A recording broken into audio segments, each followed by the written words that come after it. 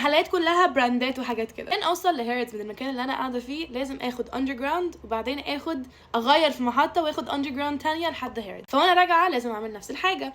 فانا ركبت الاندر جراوند من هيرتز، وفي راجلين كده ركبوا معايا، حسيت ان هما مديين فايبز ويرد شويه. انا كنت واقفه والراجل جاء وقف جنبي، فانا عشان كنت مش قلقانه بس حاسه بحاجه غريبه كده رحت مديه ظهري. ما كانش في اي كراسي فاضيه في الوقت ده. بعدين الاندر جراوند بيقف في كذا محطه ماشي، فالاندر جراوند وقف في محطه وفي واحد من اللي قاعد على الكراسي قام ونزل. فانا عديت الراجل المريب ده عشان اقعد، وهو قال حاجه بس انا ما سمعتهاش لاني ما تخيلتش ان هو بيكلمني انا. المهم قعدت في الكرسي، فالراجل ده راح لافف وساند على اللي هي بتاع البلاستيك دي اللي جنبي، فانا رحت مدياه ظهري. كان في شله شباب قدامي، ولما وصلت للمحطه اللي انا لازم انزل وابدل فيها، شله الشباب دول قاموا وقفوا وانا بقف، فنزلنا مع بعض. الراجلين المريبين دول نزلوا ورايا. رحنا بقى دخلنا في المحطه، لازم نطلع السلم عشان نوصل للاندر جراوند التاني. فالشباب ماشيه قدامي، وواحد من الراجلين قدامهم وواحد من الراجلين ورايا. لما وصلنا للاسكليتر اللي هو السلم الكهربائي، الشباب خلاص طلعوا وانا جايه اطلع، الراجل اللي ورايا راح سالني هو ده صاحبك؟ لحد دلوقتي انا مش خايفه، انا بس مش فاهمه على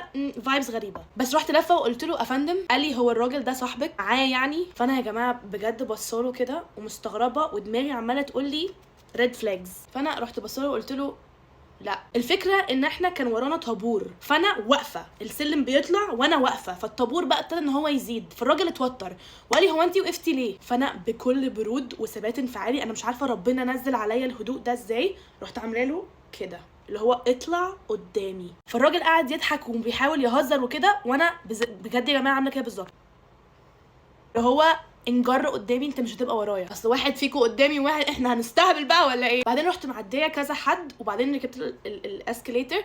هو بقى عمال هو وصاحبه يلفوا يبصوا لي، فانا بالنسبه لي عمال مش نزل عليا، عمال اسبح وعمال استغفر وعمال هو يا رب يا رب مش عارفه مش عارفه بس اروح بسلام. عدوا الاسكليتر وبعدين مشيوا كده، وكان في حيطه هنا، وبعدين لما بتطلع من الحيطه دي في يا اما تطلع من المحطه خالص يا اما تنزل على الاندر جراوند التاني. انا بقى فضلت مستخبيه ورا الحيطه دي، وكل ما ابص شايفاهم في الساحه دي بيدوروا بيبصوا يطلعوا انا طلعت ولا نازله الاندر جراوند. لما فضلت شويه مش طالعه، هما طلعوا السلم اكنهم خارجين، وكل شويه يلفوا ويبصوا، كل شويه يلفوا ويبصوا يلفوا ويبصوا، فاستنيت لحد ما وصلوا لاخر السلم، ورحت طالعه جري على الاندر جراوند التاني المفروض يوصلني للبيت. الحمد لله ان هما ما جوش ورايا. بس جماعه دي واحده من الحاجات بجد اللي خوفتني جدا. انا افتكرت الراجل لما انا كنت بعدي من حواليه عشان اقعد على الكرسي، افتكرت هو قال ايه، قال لي انت نازله هنا. يعني هو كان لما انا اتحركت بيسال